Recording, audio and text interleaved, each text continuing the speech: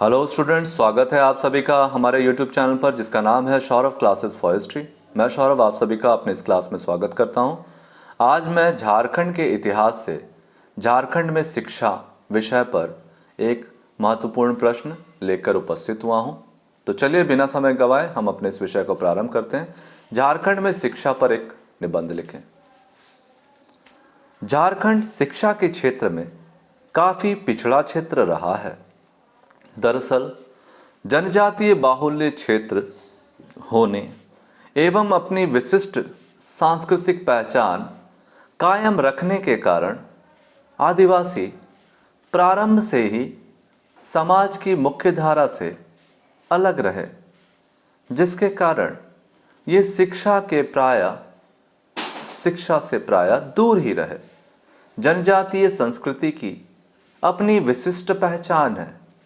इसी कड़ी में इनके बीच सांस्कृतिक शिक्षा का प्रचलन अवश्य रहा, जो सामान्यतः घुमकुरिया के नाम से जानी जाती है।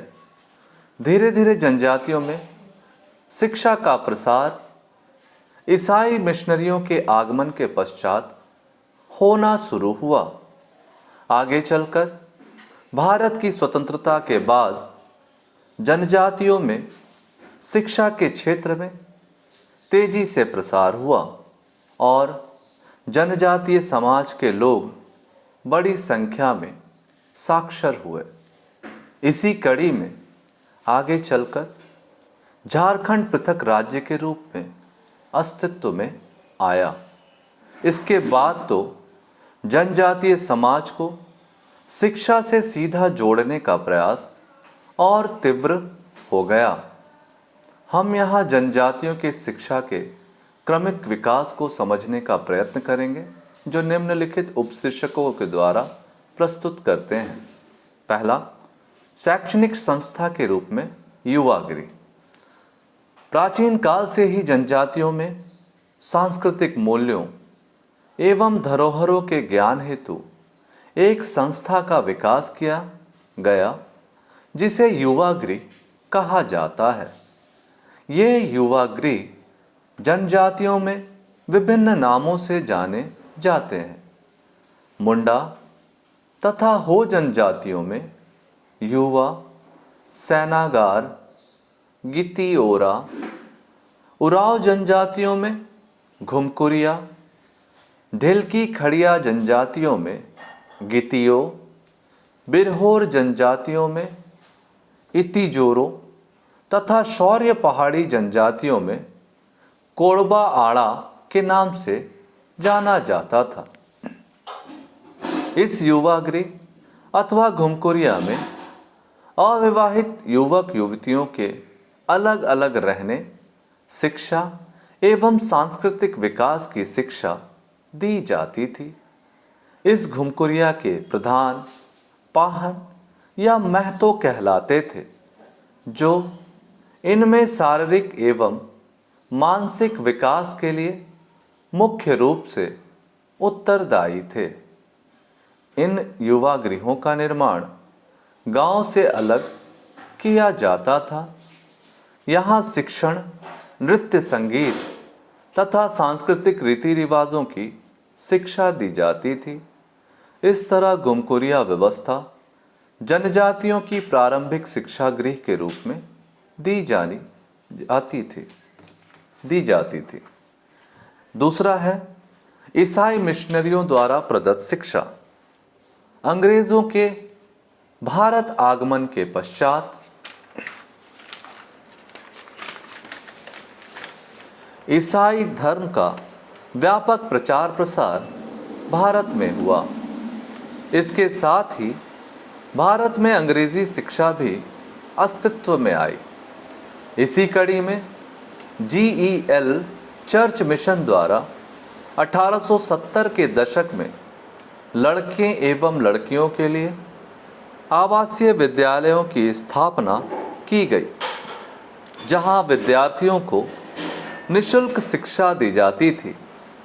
इस कारण आदिवासी इन विद्यालयों में शिक्षा ग्रहण करने लगे। इसी प्रक्रिया में आगे चलकर SPG चर्च मिशन तथा रोमन कैथोलिक चर्च मिशनों ने अनेक विद्यालयों की स्थापना की। इन मिशनरी शिक्षण संस्थानों में अनेक जनजातीय युवक एवं युवतियों ने शिक्षा ग्रहण करना आरंभ किया।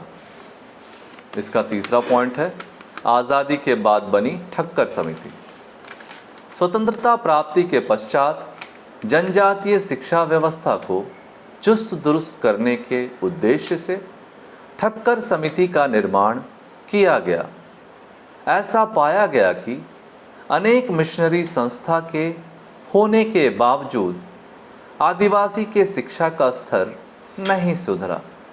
इसी कारण भारत सरकार द्वारा ठक्कर स्कीम के द्वारा विद्यार्थियों को मुफ्त स्लेट, पुस्तक, लेखन सामग्री, पोशाक तथा भोजन का प्रबंध किया गया। साथ ही साथ अनेक सरकारी विद्यालयों की भी स्थापना की गई, जिससे आदिवासी छात्रों की संख्या में तीव्र वृद्धि हुई। इसका चौथा पॉइंट है, नवीन विद्यालय योजना। इस योजना का सूत्रपात 1956-57 में हुआ। इसके द्वारा 175 नवीन प्राथमिक विद्यालय तथा 3 उच्च विद्यालय आरंभ किए गए। आगे चलकर 2 आवासीय विद्यालय भी इसमें प्रारंभ किए गए।